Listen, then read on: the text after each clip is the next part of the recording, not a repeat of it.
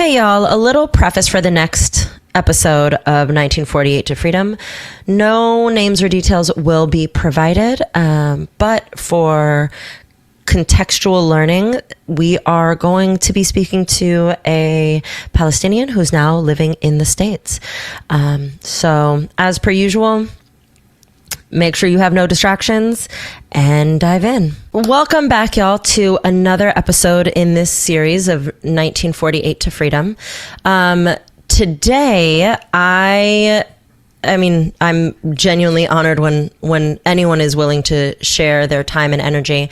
But today, I think that our conversation is really going to be one that you might want to sit down, make sure there's no distractions, maybe even have a notebook to write some things down for you to go research later.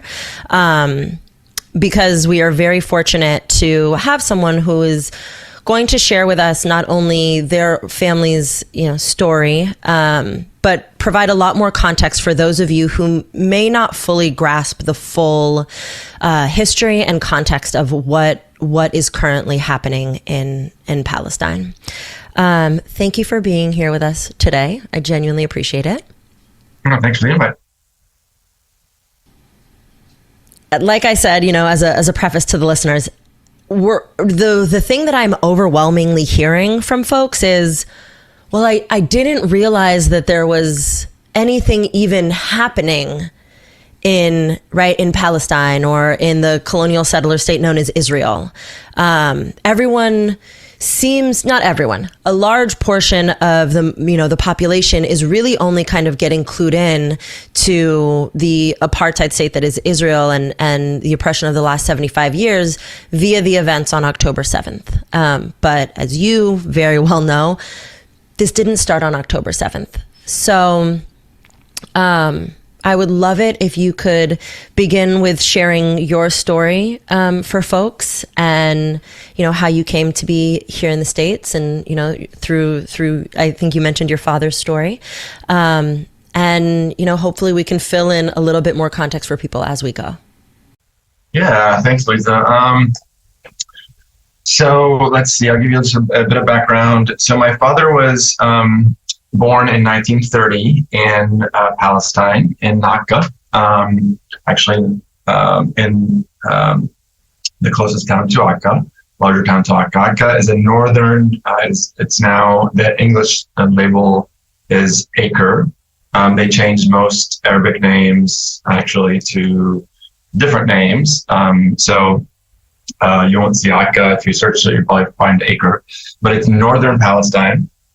And it's a seaside town that is a gorgeous town and that has a long, long history of fighting occupiers for centuries.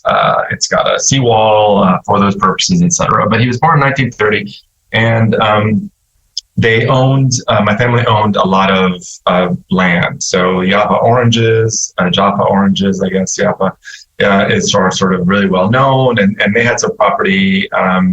Where they had a lot of orange trees, and as such, they were, I'd say, certainly middle upper income probably.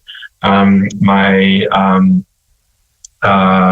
grandma was sort of a leader in the feminist movement in Palestine, and this, of course, was largely during the British rule of Palestine, and so there was a lot there, but. In 1947, my parents would go to Lebanon for summer vacations, and between 1947 and 1948, there was a lot of understanding of what was about to happen to Palestine. There was a lot of immigration, Jewish immigration to Palestine for several years, and there's a lot of history there that we could or could not talk about, but and then a lot of the Zionist forces started to put a lot of pressure on British forces, including some pretty well-known terrorist bombings, which ultimately led Britain to kind of raise their hands and say, we want nothing to do with this anymore, this colonization, and turn it over to the UN. And so during this time, it was starting to become clear what was happening, and they were starting to hear some massacres that were happening in advance of the creation of Israel, and so they decided to flee to Lebanon. Now, one of the things with the idea that they would be able to return pretty shortly after that, which is a lot of what the Palestinians who fled believed. Of course, they were never able to do that. One of essentially one of the only reasons in which I'm not, was not born in a refugee camp and still in a refugee camp in Lebanon, and there's a lot about refugee camps in Lebanon that we can discuss or not, but they're horror stories, is that we came from a middle to upper income family. And what Lebanon said was, if you were able to find a relative, some evidence of Lebanese ancestry, that we would then give you a Lebanese passport, but otherwise you are a refugee. And so because of our connections, our ability to find folks, etc., we were able to then find folks who would basically speak for us as being ancestors, and were given, Lebanese citizenship. So the difference between and that really is primarily through networks of connections that only come to those who have the sort of resources to have those networks. Anyway, now once that happened, I think something that probably a lot of people don't know is that Israel immediately froze the bank accounts of all Palestinians. And so we went from not only losing all of our land, all of our property, but also all of their money was frozen. So they went from a middle to upper income family to having nothing.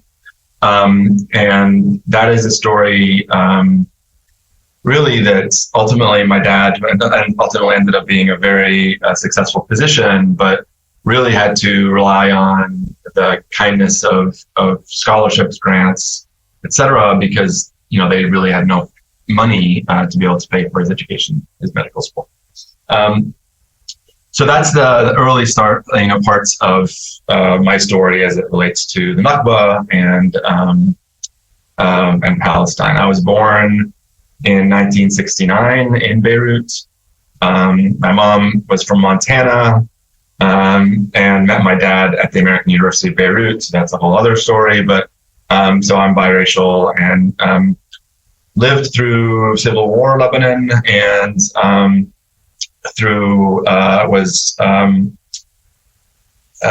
so in 1982, when Israel invaded Lebanon, all the way through Beirut to eliminate Palestinian Liberation Organization, which had set up base in Lebanon. I was only about 2 miles away from the Sabra and Shatila massacre. I was 12 at that time, and for those of you, the listeners who don't know about this, there are many refugee camps in Lebanon still to this day of Palestinians. I think over 100,000 Palestinians in refugee camps, I forget the exact number, but made much worse by the Syrian war. But in 1982, the Palestinian Liberation Organization was sort of caretaking these camps. And when they were forced out of Lebanon, they tried to make sure that France and the United States, among others, would protect the camps from what they knew would be essentially massacres, because Israel was sort of still in that area. And of course, as we all know would happen, Israel gave the green light to a Christian militia that was sort of battling during the Civil War Muslim militias and was anti-Palestinian. Anyway, they led them into the Sabra and Shatila refugee camps and ultimately massacred thousands of Palestinians just in piles. And so I was 12 then, and that the imagery of that and that sort of seeing that, we were only a mile and a half, so we could see the lights. They were lighting the camps at night so they could engage in killing and rape. And that really struck, sort of has sat with me quite a bit, really, for the rest of my life. But yeah, so that was 82, and then shortly after that, there was what some thought was a Palestinian PLO person in our building. I'd never met this person. I didn't really know this person existed, but neither here nor there. They put 50 kilos of TNT, of explosives, on the third floor of our building. We were in the fifth floor. And so that night there was a massive explosion that essentially destroyed all of the steps in the building. And all kinds of destruction and damage to our walls. The wood door that we had, the solid wood door, ended up being embedded into concrete to give you a sense for the power of the explosion. I was lucky. We were lucky to survive. I got a cut on my wrist from all the glass, of course, but was everywhere. And ultimately, we had to go down the building from the fourth floor because there's no steps after that. So anyway, ultimately in 1984, we fled the United States.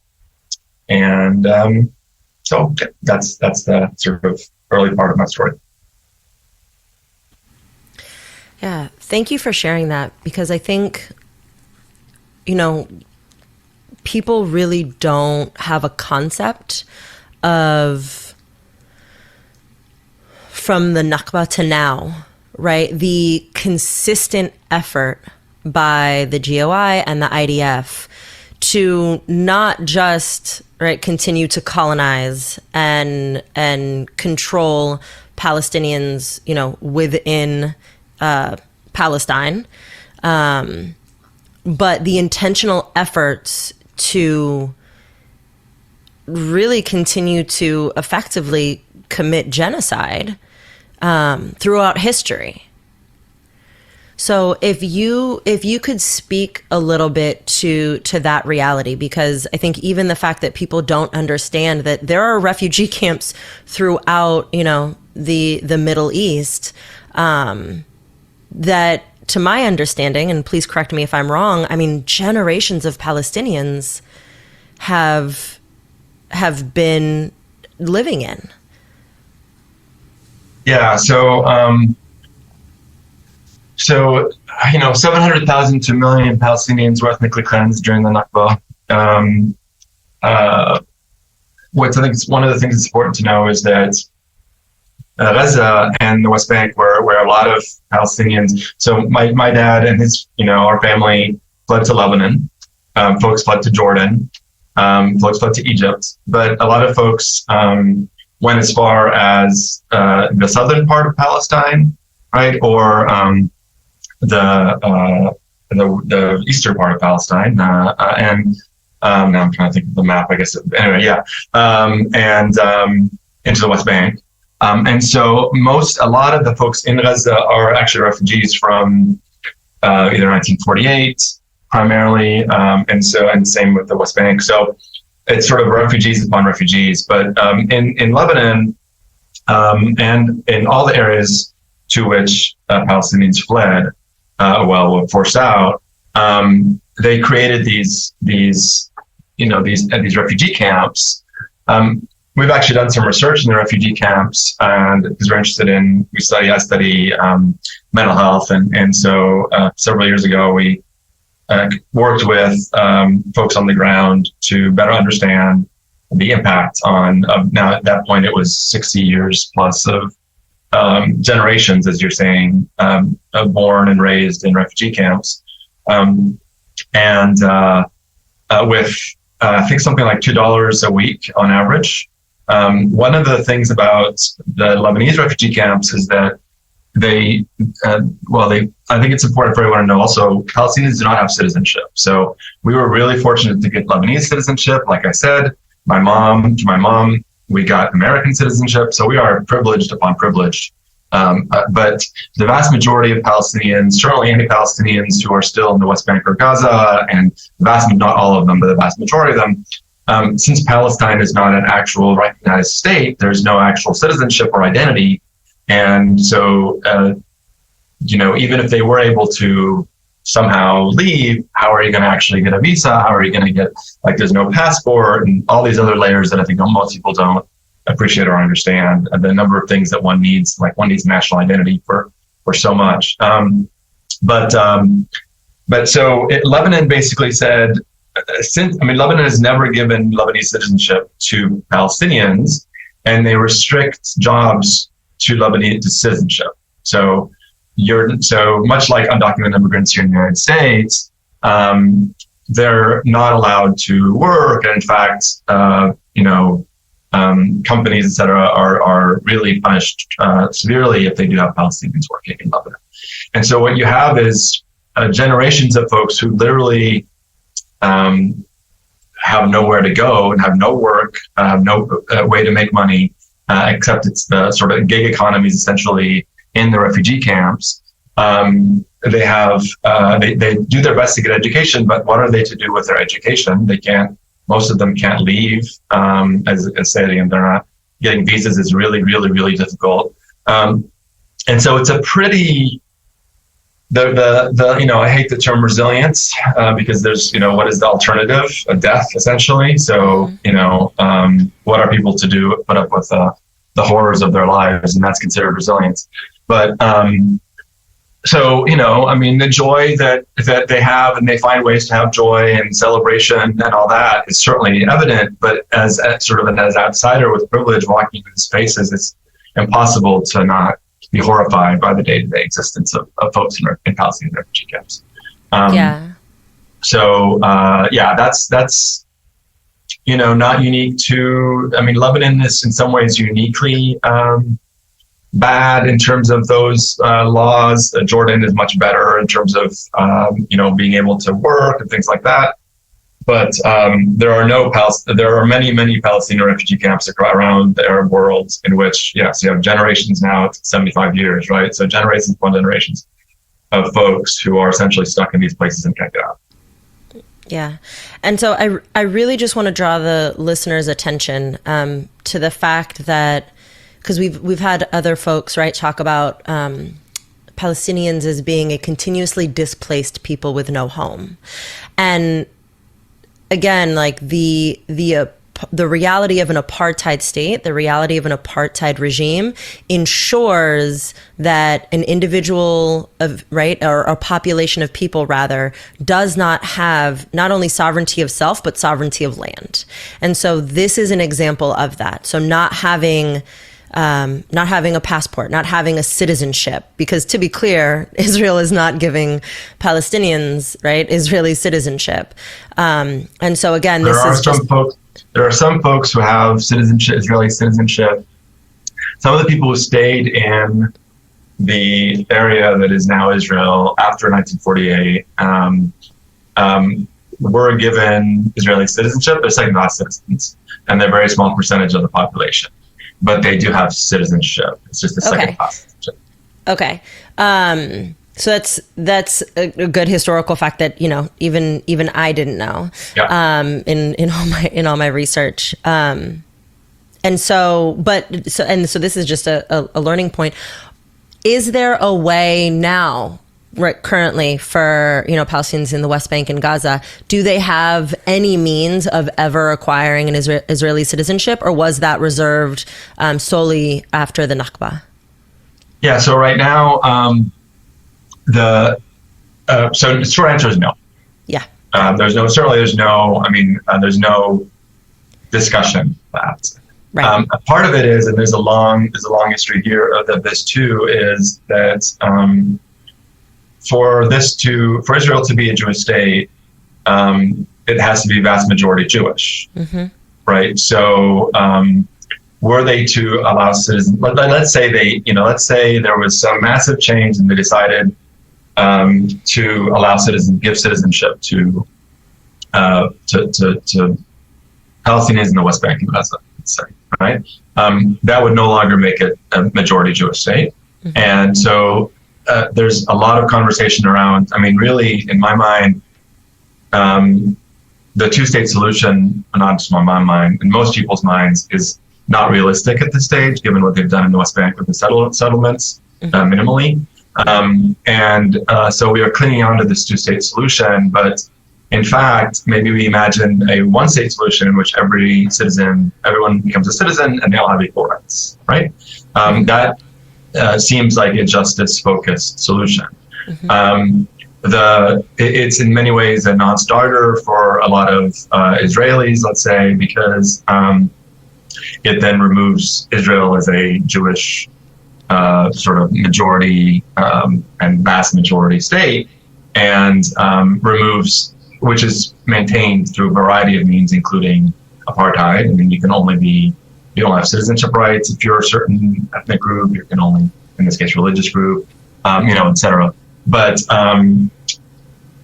yeah, so part of the reason, and there's lots of ways in which they have tried to, in which they have maintained that that vast Jewish majority, including all kinds of recognition and payments and support for Jewish Americans to reside in Israel and in occupied territories and its settlements. So there's lots of things they've done and to sort of ensure that, which is partly why they would never imagine giving citizenship to Palestinians that are in the West Bank. Yeah. And so, I mean, that really further, right, it creates the visual and the example of one of the many apartheid policies. And the reason that I will probably throughout this interview keep pointing to that is, and I don't know if you want to speak to this, but one of the propaganda narratives that is being pushed is that by no means is Israel an apartheid state, right? Like, which I think anyone with any ability to read anything on the internet would, and takes it upon themselves would understand otherwise. But I think that narrative is actually very important, right? To continue to push this idea that all of Israel's actions are in fact justified. Right. So there's a lot. There's a lot of folks much smarter than I am that have really laid out the case for why Israel is considered to be an apartheid state, including multiple human rights organizations. And there's a lot that I can share for your listeners on where to go to find that information in really easily laid out, very, very easily laid out terms. The idea that of non-Jewish inhabitants are treated differently with different laws than Palestinians is undeniable on multiple fronts. And so the basic structure of apartheid, which is illegal and other sort of structural systems of discrimination based on ethnic background, race, religion, etc., is really undeniable for anyone who actually looks at even the most basic of sort of realities on the ground. Yeah. And for listeners, obviously, anything that's mentioned that has a link or resources, they will be provided alongside this interview. So don't feel like you have to start writing everything down. We'll get it to you. Yeah. I will say, I'll add this, Louiza, that so one of the things that we tried to do, because we've been to, so I've had the I guess good fortune. So Palestinian inhabitants of Israel, I guess citizens of Israel, Aka is still majority Arab, and so the folks who are in my family's home, are renters in my family's home, are quote unquote Arab Israelis, and so we've had the good fortune of being allowed to visit and enter. I've been there twice. And it's a gorgeous seaside home. My family is on the second floor, and it overlooks it's right across the street from the seawall. We actually looked into purchasing it. And really money was not an issue, of course, because this was it's our family home. By international law, we have the right to actually go back to that home. So international law, again, essentially specifies that, that folks who are the original owners of property are able to go back to it after a war. Certainly, occupation has a whole separate series of requirements that Israel violates. But even if we consider for the sort of 1948 borders of Israel to not be occupied, there are still laws that require the ability for us to return to our property. But neither here nor there. We're like, hey, that's fine. Let's see let's see that if we can purchase it. So we really looked into it, and it turns out there's I think it's called enemy of the state law that is tied to property, that the state of Israel automatically has owns 50-year every 50 years it renews 50 years leases on all these properties. And it cannot be sold to non-Jews. So if you want, again, if we're talking about apartheid, those are very clear examples. But not only that, if we were to, let's say, work with a Jewish person who was to serve as our agent, that also is not allowed. So they've sort of created a series of laws that make it impossible for Palestinians to purchase property that actually is legally theirs by international law. And just, again, things that I don't think people really appreciate the way in which the colonial project that is Israel sort of supports itself across a whole range of laws that they've set up to make it so. I'm curious if you can speak to this, and, if not, we can always scrap it. But one of the questions that I'm hearing, right, amongst the people, if you will, is this settler colonial project has now been in existence since 1948. And it has blatantly and obviously violated international law, even the rules of war, human rights violations, and I say blatantly because obviously even human rights organizations in Israel are even naming these things, right? And yet they seem to face no repercussion. And so one of the biggest questions that folks are asking, especially right now, is, well, if the United Nations is, calling for a ceasefire, or if all of these countries are in agreement that this is genocide and it is being, labeled by the UN as an ethnic cleansing, then why are they still indiscriminately bombing and effectively getting away with genocide in front of all of our eyes? Okay, so, well, for one, the U.S. has greenlit all this, right? So this is not news to us. It's been happening for a very, very long time. But specifically now, I mean, I don't know that I've ever seen the kind of impassioned support by the President of the United States, including referencing atrocities that actually had never occurred, including just suggesting that the count of the body count is inaccurate, which of course was immediately followed by the work that we have to do to literally just call out that we exist and that our bodies are real. I mean, it's just, and so yes, the long list of 7,000 names, organized by family, since I was just seeing today a list that showed 89 members of one family have been killed, 75 members of another family have been killed, 68 members of another family have been killed. On average, 6 people in a family have been killed in Gaza, just in the last 2.5 weeks, 3 weeks. I mean, and yet, the President of the United States is literally claiming that these things did not happen. So I don't know that I've ever seen quite this level of anti-Palestinian racism from the President of the United States and an active support of the annihilation of a people.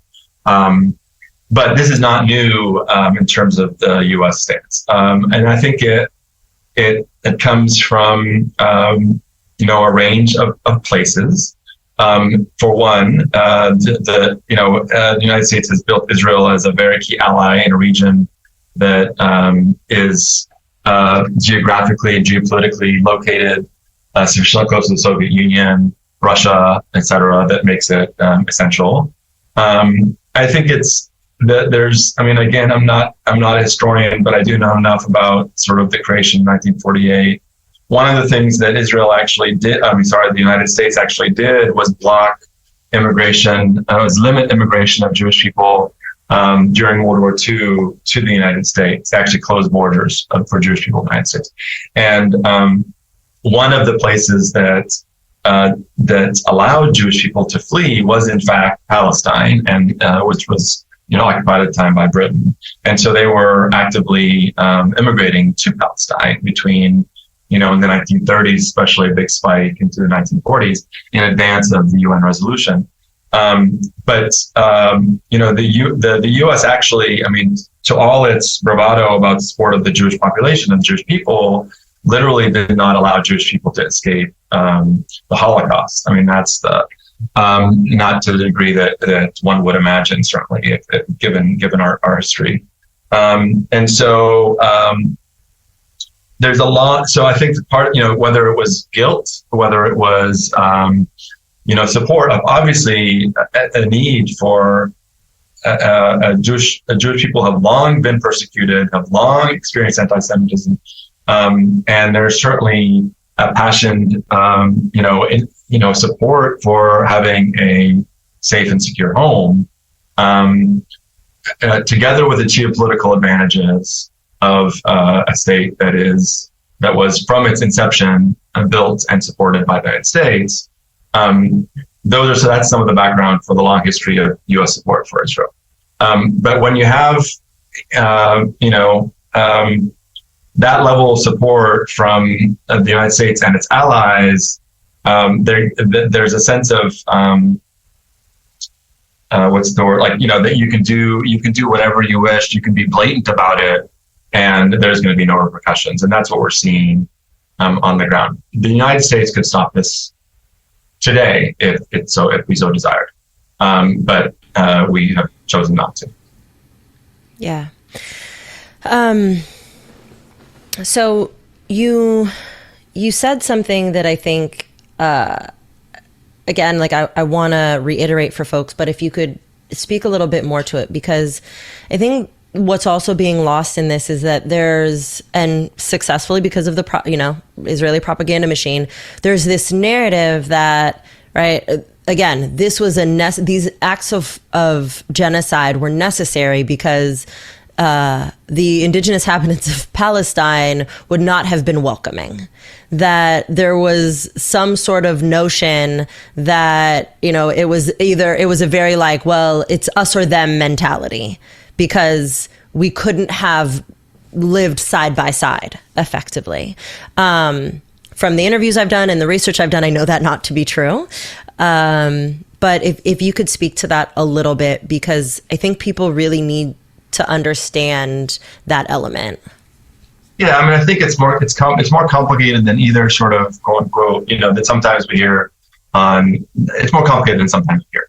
So on the one hand, we can show there's actually some really good maps of Jewish immigration into Palestine from the early 1900s, and how it's increased throughout the years. So that was definitely happening. It was, and at some point, especially as word of the ways in which British colonial rule played both sides, played both Palestinians and Zionists, both promising to the Zionists that we will give you the land of Palestine, and to the Palestinians that we will give you the land, both for sort of the Palestinians because they needed the Palestinian support in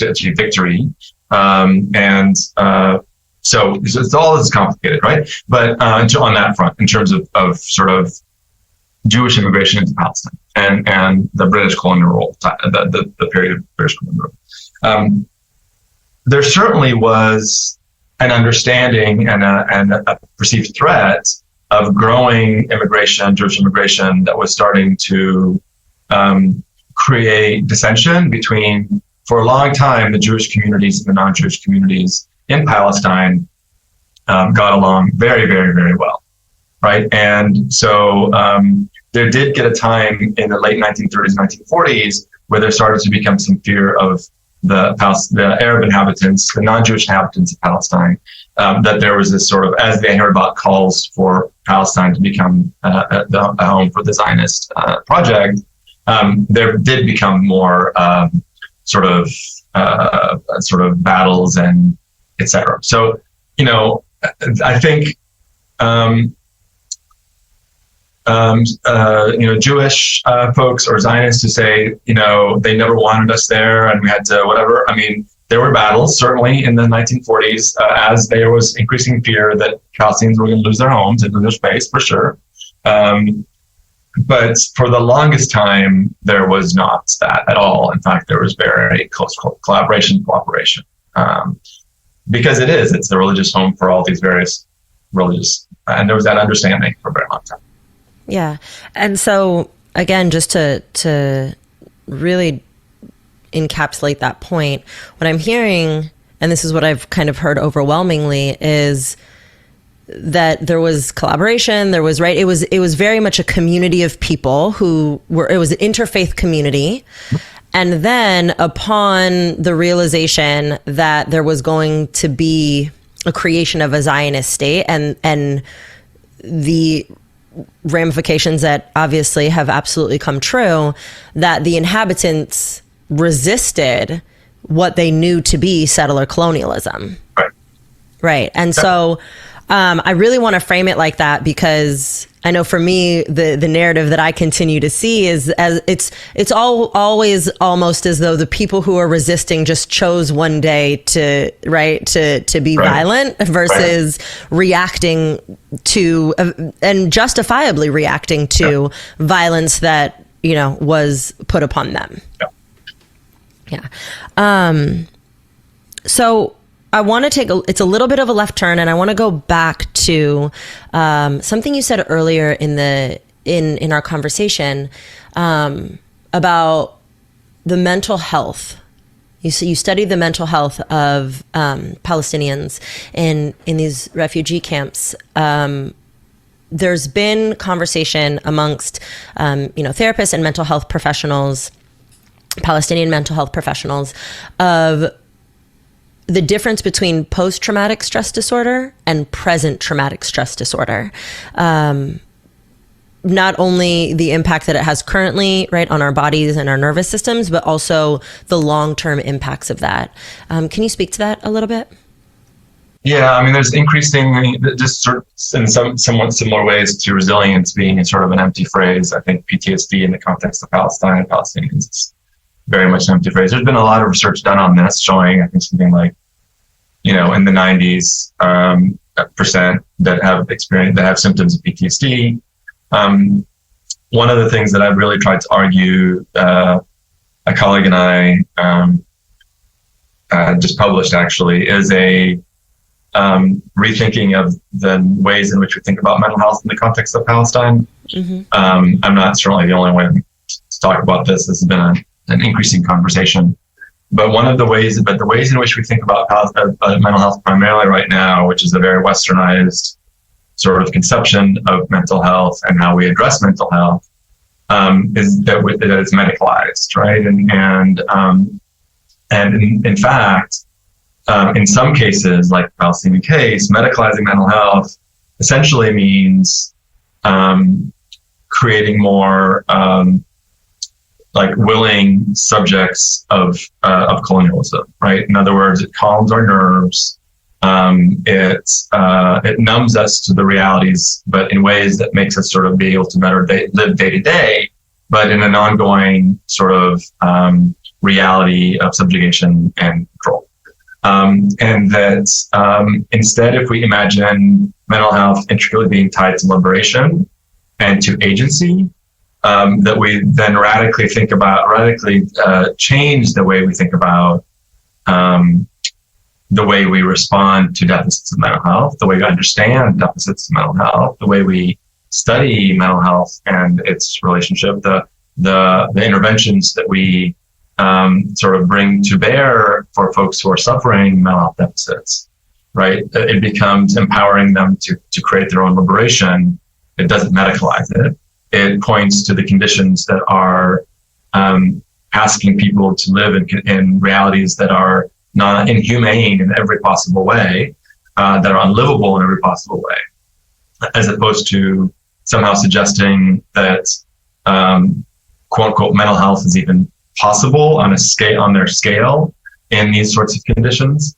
So I think thinking about and understanding and studying and responding to what mental health means in the context of Palestine really requires a very deep rethinking. Indigenous ideas of sumud, so one of the more common references, sort of words we use in Arab language and specifically in Palestinian communities is sumud, which is sort of an ongoing sort of fight. It's a hard word to kind of translate, but those sort of notions of sort of really returning to indigenous notions of what it means to continue through a 75-year settler colonial project and violence is something that I think anyone interested in mental health and related to sort of issues in the context of Palestine, I would say in the context of any settler colonial project, and this is something that I think we need to really, I know, you just is sort of thinking about the ways in which settler colonialism shares similarities across the globe. This is unique in some certain ways, but not all unique in others. And recognizing those similarities, I think, is essential to all of our liberation. Yeah, absolutely. So to bring us back to today, right? We've had a doctor who's currently in Gaza, right? Palestinian doctor in Gaza, really speak to the existing conditions. And what it is, what it was like before October 7th, what it has been like since October 7th. And anyone listening who's listened to that interview already can really begin to grasp, the conditions that you're mentioning now. And so, and I say all of that because I think, unfortunately, as you've said, right, for there to be a justification of the mortality rate, that of the genocide that's happening, for anyone to have to do that work to prove that human beings exist and that lives are being taken, there is this element that we're seeing, and we see this, like you said, across colonial settler projects where, right, the indigenous population is actively dehumanized, actively, right, just talked about, and like language specifically used to try to separate the body from its humanity for other people, right? And so for anyone listening, if even if mental health, if you need to look at this through the lens of this is a mental health crisis, this is an ongoing mental health crisis, then, even spend some time really looking back into what does it mean to live under the colonial settler project that is Israel, and the impact that is having on a day-to-day basis. So that's a note for y'all listeners. And now bringing it back again, like I said, to today, we're hearing collectively from Palestinian activists and, folks who are just imploring the international community for help, that the things that we can do right now are, right, they're financially capable to donate, to continue calling representatives, and that's globally, because all imperialist nations are 100% behind the GOI, right? So to call representatives, to get out in the street and protest, to donate if they can. Is there anything that you would add to that specifically? Is there anything you would add to that, not just in terms of how do we you know, put forth our energy to support the liberation of Palestinians. But also the other side of that now, the question I'm getting from folks is, how can we best show up for our Palestinian community abroad? Yeah, I mean, I think this is a time to really, I've been asked that by lots of folks, as you can imagine. One of the things that I think that I caution for those who are entering this space relatively recently is that you are entering into a space that is deeply violent and deeply organized against Palestinian narratives. And so this is not for the faint of heart. It is not for the rookies. It is really not. And so, you know, you may be, not you, but one may be really wanting to support us, wanting to post about Palestine. And I would say sort of two things. One is, without knowing the traps, you are very easily, you will very easily fall into them. Second, there are things that you might say that are either factually incorrect or not sufficiently nuanced in ways that actually may do harm to the community, because then it's more easily spread that the Palestinian community is this, that, or the other. And so I would just urge caution and to do as much learning as you can. And anyone listening to this is obviously trying to do their best to learn, which I appreciate. But this goes very directly to a long-standing, but now on sort of steroids movement to equate criticism of Israel with anti-Semitism. And so that rhetoric is very, very hot, and it's somewhat complicated, but in other ways it's not at all complicated. But the idea of sort of being anti-Zionist, meaning that you're anti-Semitic, is a very, very common sort of. There's a lot. In fact, the Senate just unanimously passed all without even a vote, a resolution essentially equating activism and student versus Palestine and all related activism. This came literally 2 days after a nationwide set of marches to support Palestinian lives that are being slaughtered. That was enough to basically essentially outlaw students versus Palestine, for the Senate to unanimously say that they're anti-Semitic and that should be defunded, and supporting FBI activity to monitor all this work, etc. So there's a very, very, very powerful machine that's trying to create rhetoric that suggests that criticism of Israeli action is by definition anti-Semitic. To be clear, criticism of a government is not similar or in any way tied to criticism of religion. There's very real anti-Semitism, and I would say there's very real anti-Semitism within Palestinian circles, like in any activist circles, like in any movement, and that is in fact why we absolutely, everyone needs to actively work towards eliminating anti-Semitism, and as sort of a commitment to the liberation of Jewish people, just like the liberation of any community. And I would say the liberation of the Palestinian people is intricately tied to the liberation of the Jewish people.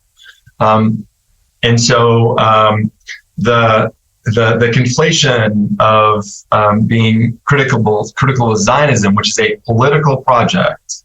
Yes, it's a political project to find a home for Jewish people, but it is in fact very much a political project with the support of Palestinian lives. In fact, I had a conversation once with someone who said, "Well, you can't define anti-Semitism. In fact, I mean, what anti-Semitism is or is not, because you're not Jewish." And I would urge everyone to actually go to Jewish Voice for Peace or other Jewish organizations which themselves define anti-Semitism in ways that are very separate from anti-Zionism. Jewish Voice for Peace is an anti-Zionist Jewish organization. But I also sort of queried, I asked, okay, so if I can't exist as a Palestinian, without, by definition, being anti-Semitic. So for my existence as a Palestinian, my freedom requires that I critique some actions of the Israeli government, including my ethnic cleansing, my family's ethnic cleansing. If not, I'm not allowed to literally exist without being anti-Semitic, then absolutely I have the right to speak to definitions of anti-Semitism that make my existence impossible, right? So that conflation is, while essential in some ways to the silencing of the Palestinian voice, is deeply, deeply problematic. And I think people who are coming into this area recently need to really study up on that conflation in ways that allows them to argue against it, while simultaneously absolutely acknowledging the realities of anti-Semitism, defined as the persecution of Jewish people. So I think that difference, I think, is an essential difference. That if that train is conflated, becomes sort of a very critical problem. Yeah, and I really appreciate that full breakdown, because my listeners know that our kind of ethos is liberation for all at the expense of none. Mm-hmm. And I think that is very much what's getting lost here, because we do, as a global society, we have a very colonial view of what liberation could mean. And there is this belief that the liberation for one must inherently mean the oppression of another. Right. Right. And so when you take that colonial perspective generally, and then, it intersect it with the conflation of Judaism, the faith, and the GOI and the Zionist movement, then it very much becomes fuel to a fire. So I really, really want to reiterate that you all have been listening to me long enough to know that whenever we're supporting any organization, population, identity, group, regardless of what it is, you do not have to be the teacher. And in fact, in this situation, it is best that you remind yourself that and just continue to amplify the Palestinian voices, educators, activists who have been doing the work and are doing the work, as well as anti-Zionist Jews who are lending their voice to the movement, because there's an incredible amount of power in that as well. So just as a reminder. Before we wrap up, is there anything else that you with the time that we have, that you want to mention or want to bring to the forefront for our listeners to be thinking about, that we maybe haven't touched on already? Yeah, I mean, I think one of the things that there's a lot of so language is really important here, and I think one of the things to recognize is this is not a quote unquote war on Gaza. Mm-hmm. It's a war on Palestine. Mm-hmm. Understanding the various attacks on Gaza, and by the way, I guess one of the things I've referenced earlier is that the Nakba of 1948 has been continuing ever since in lots of different ways, including ongoing efforts to kick Palestinians out of their homes in Jerusalem and in other places, let alone settlements, all that. So there's a lot there. But only to say that,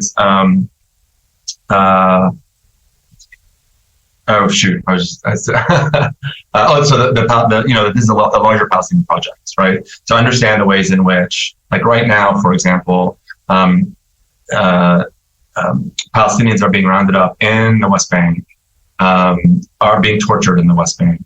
There have been long-standing reports about the arrest and detention of children in the West Bank by Israeli defense and Israeli authorities, by the torture of children in the West Bank.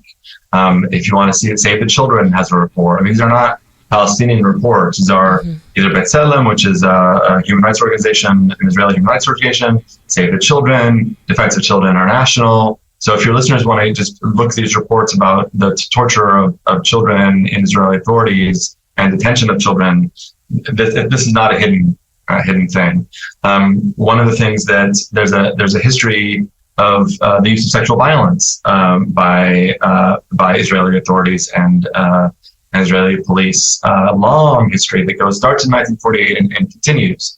They there's well documented narratives and reports of Israeli authorities bringing the wives of detainees and threatening to rape them unless they in front of them, unless they quote unquote admitted to certain things that they wanted to be admitted to, and those who did not literally then witnessed the sexual assault of their partners. This is not this has been going on for decades, and so when you as have been sort of the accounts of Palestinian of the IDF that ends up being in other words, what I'm saying is we come to this moment with decades and decades and decades of trauma and violence of all forms. And so it just understand that everything that Israel does and everything that sort of happens is seen from that lens.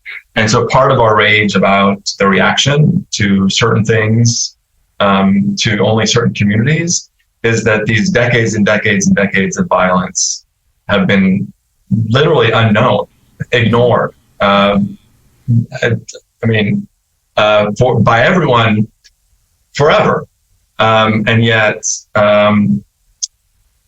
suddenly they're worth attending to, and I would say they're absolutely worth attending to, just like they've been worth attending to for the last 75 plus years. Why is it that we know one story about one group of folks, and that my dad, as one person of hundreds of thousands of Palestinians, his story is invisible?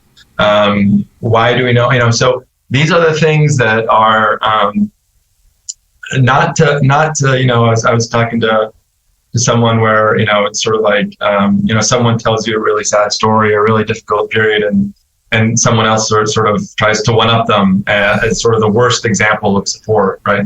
I'm not that guy. I'm not saying I want to be that guy, and I'm not trying to be that guy. I'm not saying your pain is somehow less than my pain because I'm experiencing more of it.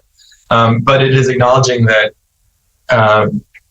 that suffering, that violence, that assault, that death, when we mourn it for one people, cannot be lessened for another people. And I'll say this is not, in some ways, it's unique to Palestine, but not unique to Palestine. The violence, we could go to Ethiopia and what's happening in civil war in Ethiopia. Literally, hundreds of thousands of Ethiopians that have been forcibly displaced, and tens of thousands of Ethiopians that have been murdered. Not a peep at the exact same time as Ukraine was happening. And in no way comparative in terms of numbers. Again, this is not about one person being more valuable than another. Let's mourn all people, but let's recognize the ways in which we, in fact, do not mourn certain folks and certain populations, and we mourn heavily for others, where the death of one group of people is worth rage and violence in proportions that are vast, whereas another group is, I ask, what are we to do as Palestinians? What do we have the right, to do to respond, let's say now? If we were to respond now, what would you give us the right to do?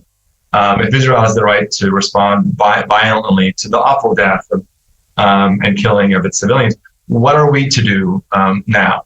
Moreover, as sort of is there any civilian that is not? Do we have the right to be an innocent civilian? Is that a category of people in the Palestinian context? And I'd argue that based on the rhetoric that we've heard throughout, in fact, is not a category of people. So when you ask us to be nonviolent, which the BDS movement is, we have been attacked as violent. When we just sit there, we're attacked as targets. So I think recognizing that as a framing that is essential not only about Gaza, but is actually across all Palestinian territories, I think is a more important rhetorical sort of understanding of what's happening. Yeah, I think that's a incredibly critical piece. to this conversation. And the thing that I really want to leave people with is, it's not for you as a human being who is not experiencing the level of violence and trauma that we are seeing to judge another person's choice for how they fight for at this point, we're not even talking about liberation yet. We're talking about simply the right to live.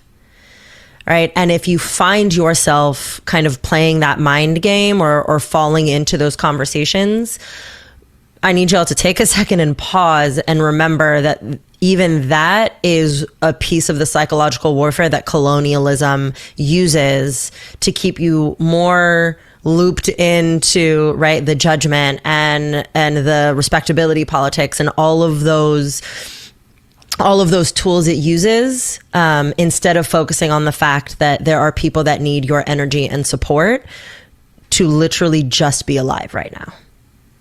Mm-hmm. So, thank you so much for being here. I really appreciate all the time and energy. For the listeners, again, we will provide all of the links to all of the things. This might be one, go take a walk, come back, listen again, because there was so much here, not only just in terms of history and understanding, but also really can help frame the way that you're thinking about what we're, as a global community, witnessing and effectively, try to get our, I hate to call them leadership, but that is what they are, trying to get our leadership to actually mirror the voice of the people. Because 300,000 people, 500,000 people in London, millions of people across the globe are standing together with Palestine. And so I say that to also remind y'all, if you feel like it's just your voice, I promise you it is not. So keep learning, keep amplifying, and please keep calling. Thanks, Louiza. Thank you.